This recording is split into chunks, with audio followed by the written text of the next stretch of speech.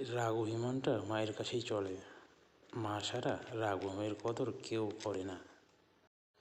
দুনিয়ার সব কিছু বদলাতে পারে, কিন্তু মায়ের ভালোবাসা কখনো বদলায় না।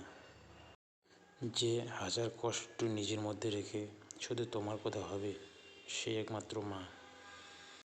মা হলেন এমন একজন ব্যক্তি যিনি সন্তানের সুখের জন্য নিজের সব সুখ বিসর্জন দিতে পারে। মা সবার অভাব পূরণ করতে পারে, কিন্তু মায়ের অভাব কেউ পূরণ করতে পারে না।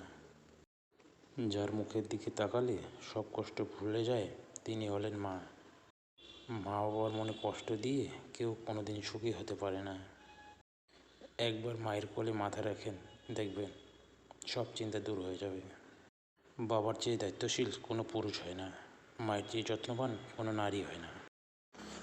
পৃথিবীতে একবারে যাদেরকে চোখ বন্ধ করে বিশ্বাস করা যায়, তারা হলো বাবা মা।